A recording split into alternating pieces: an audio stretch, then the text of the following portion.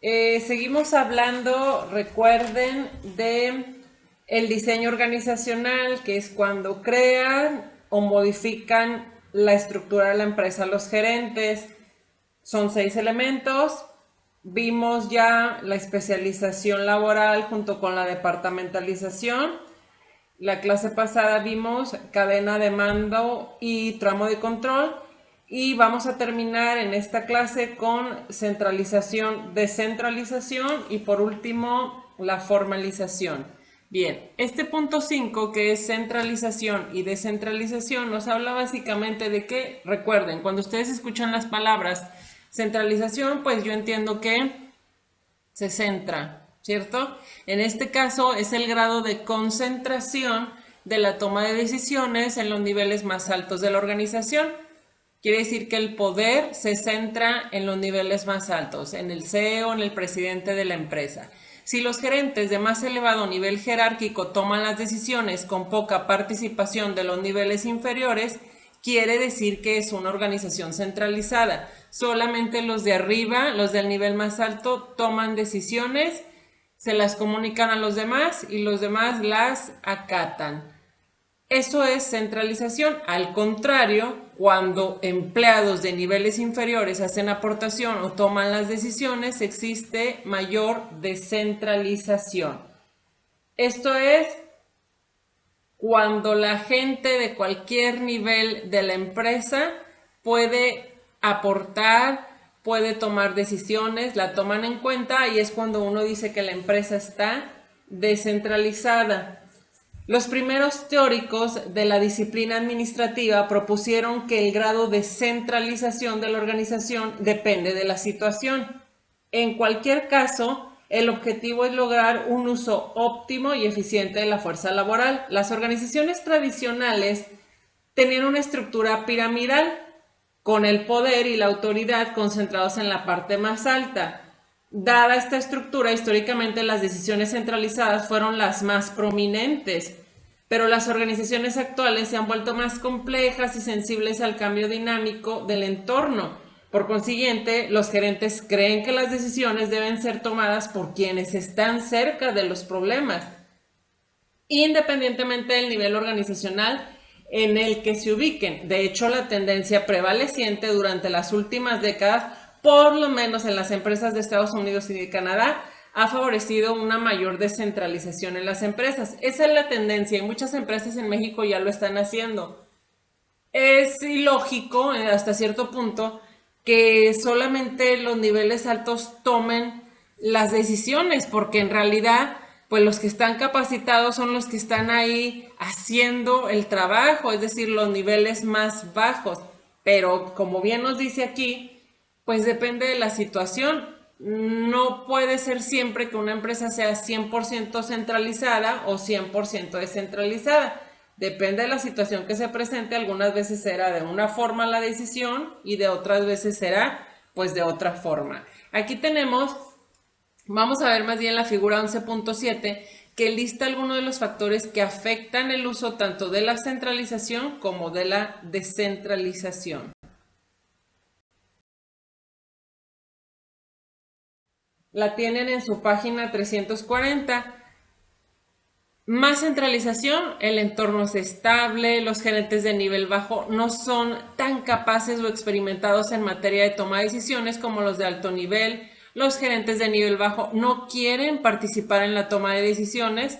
Las decisiones tienen relativamente poca importancia, la organización enfrenta una crisis o está en riesgo de fracasar. Cuando la compañía es grande también pues se sugiere que sea más centralizada y la implementación eficaz de las estrategias de la empresa depende de que los gerentes sigan siendo los únicos que opinen sobre lo que sucede. En cambio, cuando hay más descentralización, bueno, se recomienda o se usa en las empresas que manejan un entorno muy complejo e incierto, por ejemplo, las empresas de tecnología son muy descentralizadas. Los gerentes de nivel bajo son capaces y cuentan con experiencia en cuanto a la toma de decisiones. Los gerentes de nivel bajo quieren tener voz y voto en las decisiones. Las decisiones son significativas. La cultura corporativa está abierta a permitir que los gerentes opinen sobre lo que sucede. la compañía está dispersa geográficamente, la implementación eficaz de las estrategias de la empresa depende de que los gerentes participen en la toma de decisiones y que sean flexibles al respecto. Esto es entonces el comparativo cuando se requiere o cuando se usa más de una que de otra. O de otra más bien. Hoy en día los gerentes suelen elegir el grado de centralización o descentralización que les permitirá implementar de mejor manera las decisiones y cumplir los objetivos organizacionales. Lo que funciona bien en una organización, sin embargo, no necesariamente lo va a hacer en otra, así que los gerentes deben determinar cuál es la cantidad adecuada de centralización para su organización y para las unidades que la conforman.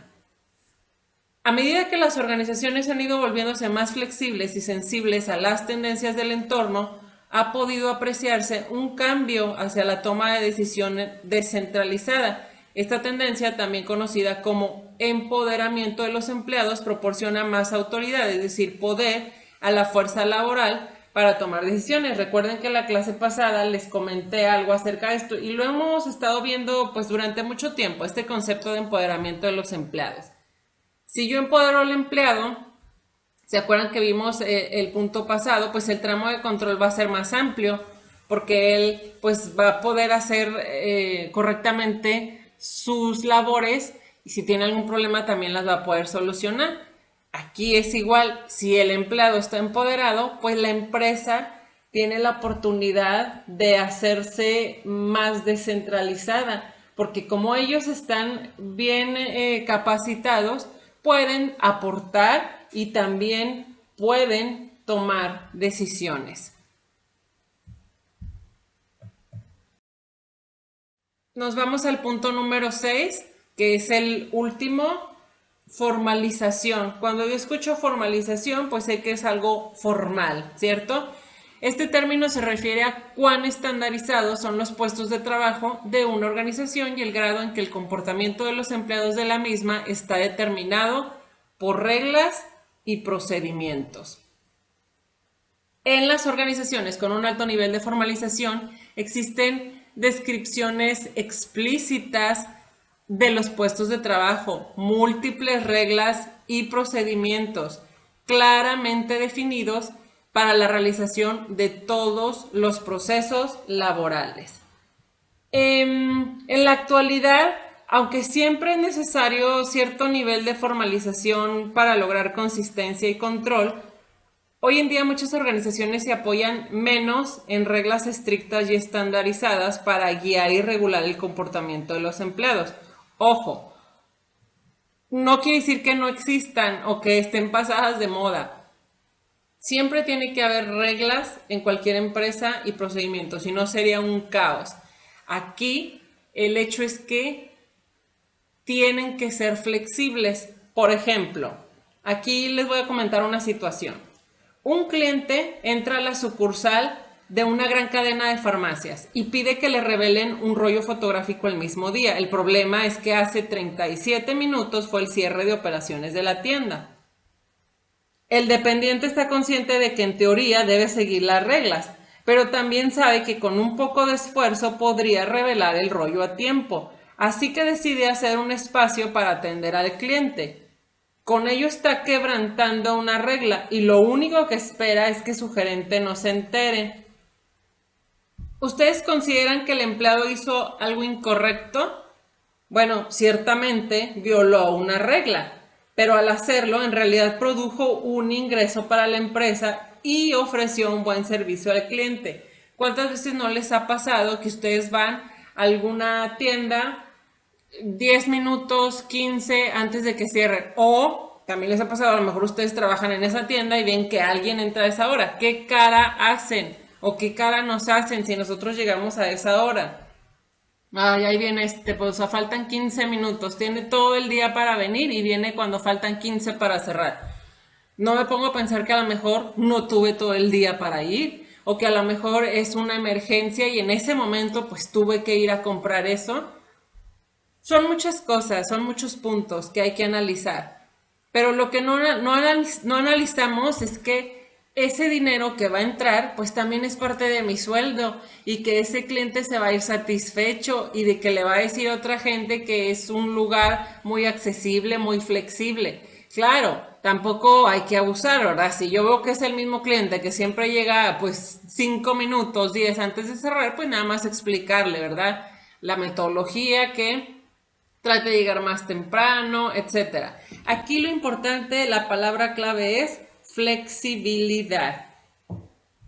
Considerando que existen muchas situaciones en las que las reglas podrían ser demasiado restrictivas, un buen número de organizaciones han dado a los empleados algo de libertad y autonomía para tomar aquellas decisiones que consideren más apropiadas en una circunstancia determinada. A eso es a lo que nos referimos. Sí hay reglas, sí hay procedimientos, pero pues tú eres capaz de solucionar el problema, de determinar si se hace o no.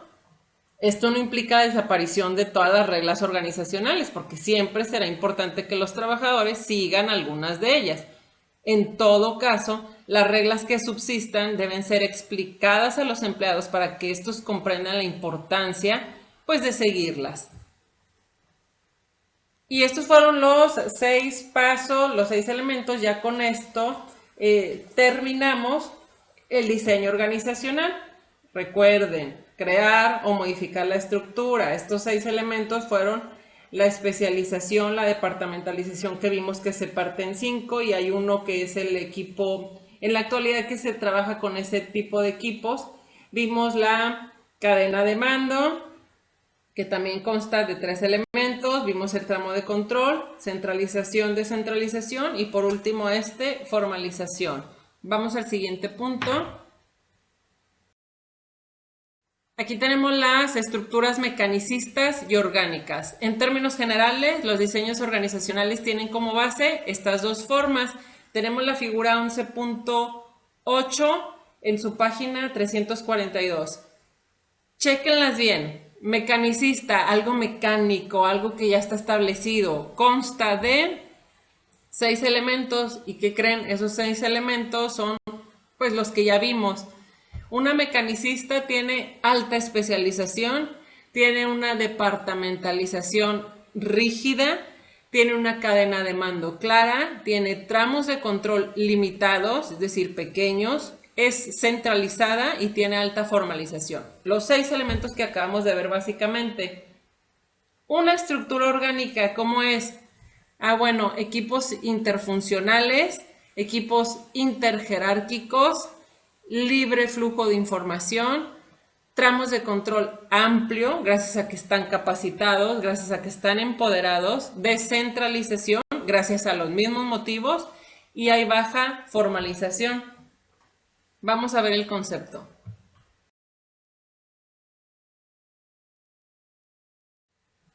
La organización mecanicista o burocracia fue el resultado natural de combinar los 6 elementos estructurales, lo que les mencionaba. La organización orgánica es una estructura altamente adaptativa que es tan laxa y flexible como rígida y estable en la organización mecanicista. Así de simple. Esto es básicamente pues lo que ya vimos. Y la tendencia en las empresas es organización orgánica. Ojo, siempre y cuando el giro de la empresa lo permita. Otro punto son los factores de contingencia que afectan la decisión estructural, es decir, ¿qué tipo de empresa? No es echarme un volado, bueno, ¿voy a hacer estructura mecanicista o voy a hacer orgánica? Aquí vamos a analizar unos factores. Los gerentes de alto nivel reflexionan mucho sobre el diseño de la estructura organizacional más apropiada, misma que suele estar acotada por 4 variables de contingencia. Sabemos que contingencia es algo que, un problema, algo que se presenta. Estas variables son la estrategia, el tamaño, la tecnología organizacional, de la organización y el grado de incertidumbre que reina en el entorno. Vamos a analizarlas. Primero, estrategia y estructura. Las investigaciones han demostrado que ciertos diseños estructurales funcionan mejor con diferentes estrategias organizacionales. Por ejemplo, flexibilidad y el libre flujo de información, característicos de la estructura orgánica, dan buenos resultados cuando la organización está enfocada en generar innovaciones únicas y significativas. Es decir, la estrategia de mi empresa es generar innovaciones. Bueno, entonces me conviene ser una empresa orgánica. Por otro lado, debido a su eficiencia, estabilidad y rígidos controles, la organización mecanicista funciona mejor para las empresas que buscan un estricto control de costos. Depende de la estrategia de mi empresa, va a ser el tipo de estructura que yo requiera o que lleve a cabo. Ese es el punto número 1 de las variables. Nos vamos a la variable 2. Tamaño y estructura. Existen bastantes evidencias en el sentido de que el tamaño de la organización afecta su estructura. En comparación con las pequeñas, las organizaciones de gran tamaño, generalmente consideradas como tales por contar con más de 2,000 empleados, tienden a ser más especializadas, departamentalizadas y centralizadas y a contar con más reglas y regulaciones. En este caso, si mi empresa es grande, pues sabemos que debe ser una estructura mecanicista. En cambio, si es una empresa pues más pequeña, menos de 2,000 empleados, sí puede ser orgánica. Pero ojo, no obstante, cuando una organización crece más allá de cierto tamaño, su magnitud va perdiendo influencia sobre la estructura. ¿Por qué? Pues en esencia, cuando consta de más o menos 2,000 empleados, la organización ya es bastante mecanicista. Si le agregas 500 empleados más, pues va a seguir siendo mecanicista. Pero por otro lado, si le sumamos 500 empleados a una empresa que tenía 300, pues sabemos que si tenía 300 era orgánica, pero si le sumamos 500, ahí sí definitivamente va a haber un cambio y va a tener que volverse mecanicista. Punto 3. Tecnología y estructura. Todas las organizaciones emplean alguna forma de tecnología para convertir sus insumos en producción. Las primeras investigaciones en torno del efecto que tiene la tecnología sobre la estructura fueron ejecutadas por Johann Woodward, quien analizó empresas de manufactura del sur de Inglaterra para determinar qué tanta relación hay entre los elementos del diseño estructural y el éxito organizacional. Los 3 tipos resultantes están caracterizados por niveles de complejidad y sofisticación cada vez más altos. La primera categoría, a la que denominó producción por unidades, describe la producción de artículos en términos de unidades o pequeños lotes. Tenemos el ejemplo de empresas que es FedEx, que hacen diseños personalizados y trabajos de impresión para clientes individuales. Ese es el ejemplo de una producción por unidades.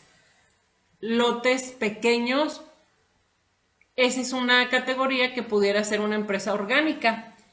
La segunda, conocida como producción en masa, describe la manufactura en grandes lotes.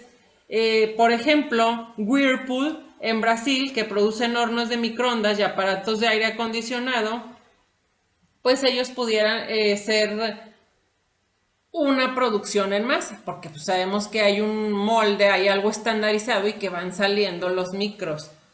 Por último, el tercer y más complejo grupo, al que llamó producción por proceso, incluía la producción por procesos continuos. Por ejemplo, la planta de Bayer, que está en Pakistán, ellos hacen fármacos en una línea de producción continua. También pudiera ser el ejemplo de la cervecería o de la Coca, la Pepsi, que pueden trabajar por producción por proceso. Aquí tenemos la figura 11.9 que está en su página 344. Si se fijan, tenemos estos 3 que acabamos de analizar: producción por unidad, en masa y por proceso. ¿Cuáles son sus características estructurales? En la de unidad hay poca diferenciación vertical, hay poca diferenciación horizontal y hay poca formalización. ¿Qué quiere decir esto?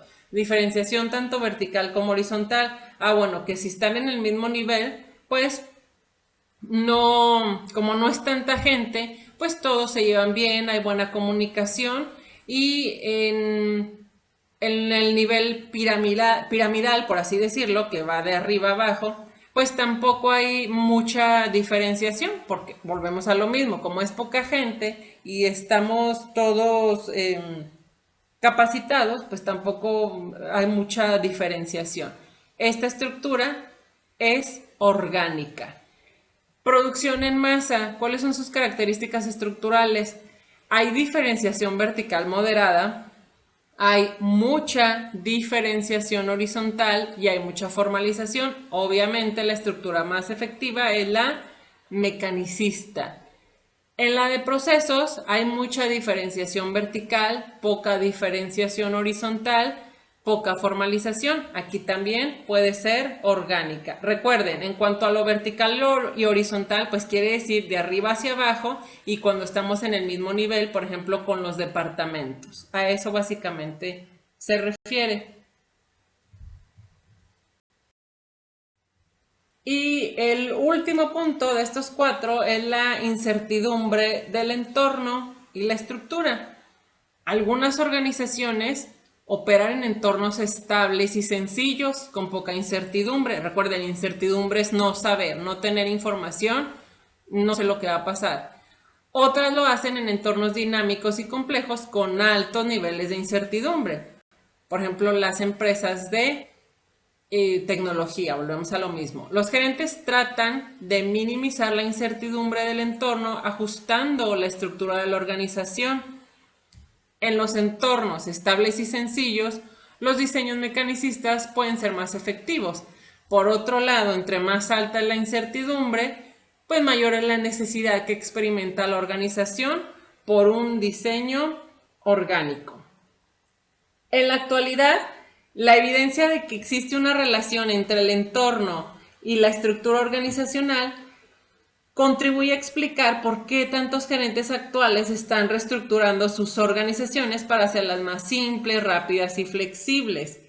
El deterioro de la economía mundial, la competencia global, la acelerada innovación de productos de la competencia y las crecientes demandas de calidad y entrega expedita por parte de los clientes son ejemplos de las dinámicas fuerzas del entorno.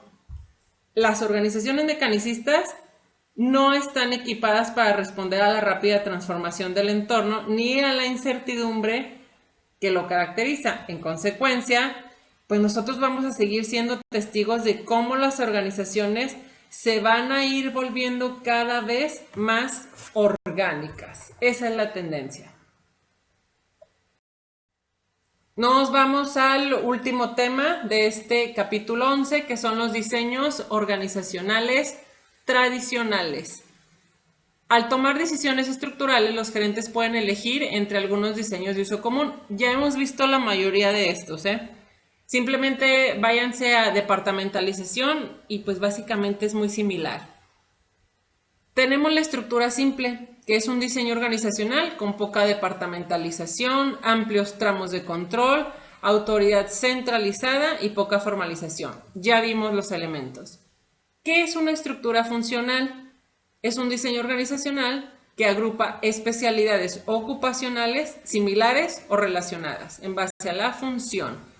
Y la divisional, estructura organizacional conformada por unidades o divisiones independientes o semiautónomas. Cada una de estas estructuras tradicionales lo vemos aquí en la figura 11.10 que tienen en su página 345.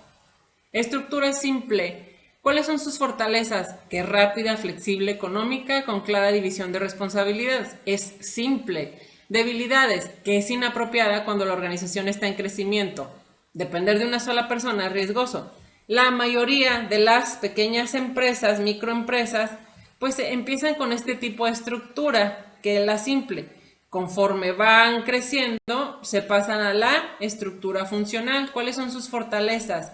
genera ventajas en términos de ahorro en costos, gracias a economías de escala y a la mínima duplicación de personal y equipo. Los empleados se agrupan entre sí en función de la similitud de sus tareas. Ya lo vimos en la departamentalización funcional. ¿Cuáles son las debilidades? El intento de cumplir los objetivos funcionales puede provocar que los gerentes pierdan de vista qué es lo mejor para la organización en su conjunto. Los especialistas en funciones se aíslan y entienden poco lo que hacen las demás unidades. También ya lo vimos en los pros y contras de la departamentalización funcional. Nos vamos al último, que es la estructura divisional. Fortalezas, se enfoca en los resultados. Los gerentes de división son responsables de lo que ocurre con sus productos y servicios. Debilidades, la duplicación de actividades y recursos incrementa costos y reduce la eficiencia. También se acuerdan que vimos la departamentalización divisional, básicamente lo mismo. Estos son los 3 diseños organizacionales tradicionales y hasta aquí terminamos con este capítulo 11. Vayan viendo, vayan estudiando todo lo referente, denle un repaso. Si se fijan, todo lo que vimos en este capítulo pues se centra en los 6 elementos del diseño organizacional. No olviden leer, volver a leer el caso que viene al principio de este capítulo 11 de la empresa Eli Lilly & Co, página 330, 331. Muchas gracias, nos vemos la siguiente clase.